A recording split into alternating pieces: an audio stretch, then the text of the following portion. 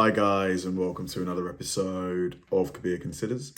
In this video, we're going to react to a high-speed pursuit that ends in a violent crash.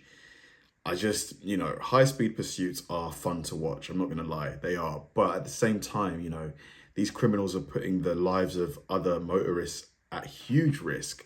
They are really, really dangerous. And, even when the police manage to stop the person trying to flee, whether it's by a pit maneuver or by deploying the spikes, there could be several other cars close by and they're going to get taken out as well. Outdrives their talent. You see just weaving through lanes there, jumping all the way over from the one lane to the 4 lane on their brakes hard, and just now stuck in that afternoon traffic here, just squeezing, threading that needle there between those cars. The Glendale Police Department is just trying to keep up at this point, but with the erratic nature of this driver, it's going to be hard to do because those police officers have to put the safety of the public first, and the way this driver is driving, that is going to be hard to do, to stay on the tail of this driver. But you can see how this driver's kind of just getting stuck in all this late afternoon. At some point, will the police have to just give up because of, the endangering of the public? Afternoon traffic, but the police department saying, nope, we are sticking with you. Wow, almost losing control there as he weaved around that car, choosing a different direction there.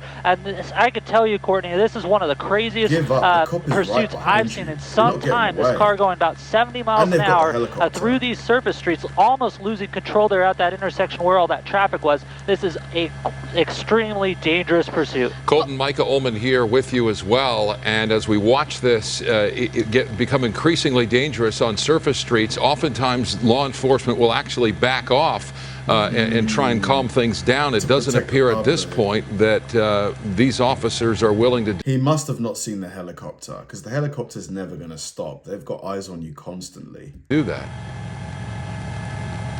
That's right, and what we're hearing is that, backing off of this pursuit hasn't really seemed to slow down this suspect. The suspect is simply wanted for a traffic violation starting probably 30 minutes ago, and it's just the suspect has just kept driving quite erratically since then. You could see it kind of doing that loop there through that residential area. Luckily, not a lot of people are just missing those cars into that power line there. Wow, that is quite the ending to this pursuit. We sure hope that this suspect is okay. Now the police have to figure out how to secure the situation. You have down power lines, and they're going to have to protect the public there too. So they're going to take this slowly. They're going to call fire and ambulance services to the area to Man, the way it flipped, that was insane. He just change directions too quickly. Staged for when they get this suspect out of the vehicle, but right now with that armed and dangerous kind of want out for this suspect, it's going to be a slow process to make sure that the suspect isn't going to harm any of the officers or the public. You can see they have a canine unit out as well, so if this suspect comes out and decides to run, which would be hard to do after that type of impact, that canine officer is there and ready to take the suspects into custody. Three people so far coming out of that vehicle. First person there being taken into custody by those officers. You see the air unit overhead calling out this to the dispatchers, and you see the person behind the vehicle. That dog really wants to. He's just like, let me go. I want to get there.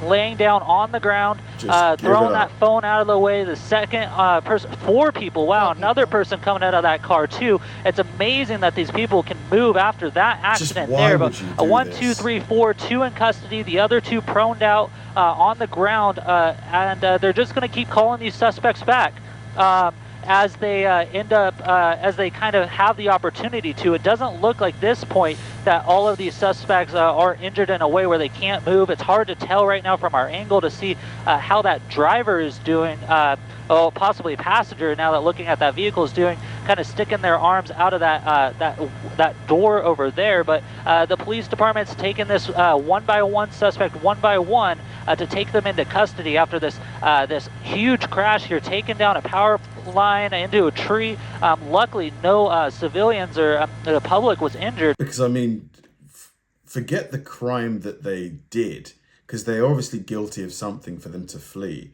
Just this flee alone is additional charges. So they're looking at probably, what, years in prison for this. But there you go. They're going to take that fourth person into custody, standing up, walking slowly back to those officers.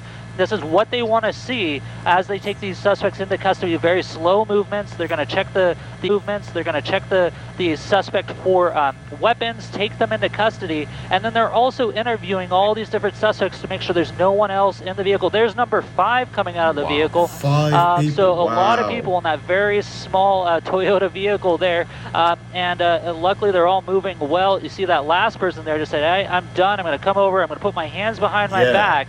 And I'm ready to be taken into custody.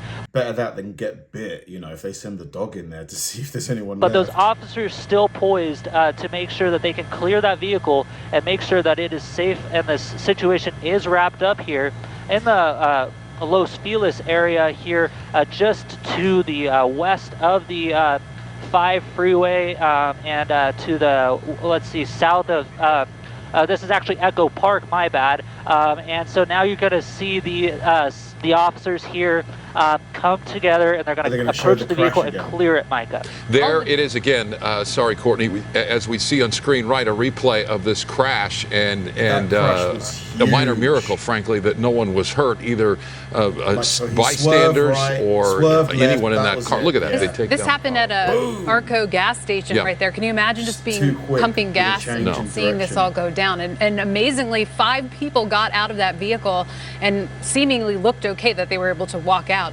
unhurt.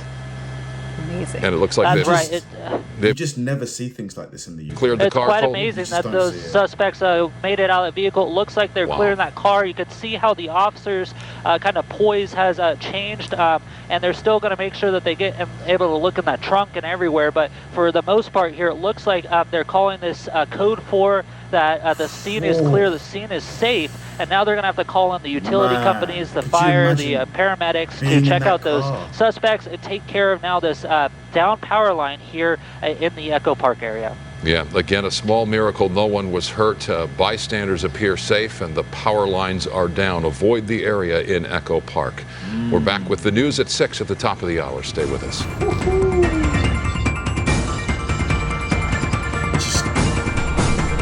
Power line, though, they need to be careful. You see there the moments after that incredible pursuit that ended in an astounding crash. Wow, man, that was a big crash. Could you imagine being in that car while it was flipping through the air? You never see things like this in the UK. Although, you know, it probably does happen, but maybe it's because we don't have that many news channels. It's very, very, very rare. Like, what kind of time would those people be looking at?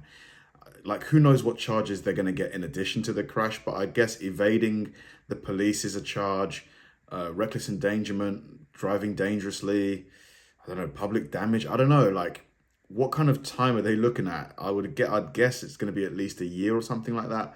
I just don't know why you would do it. You know, the police were right behind you. They were right there.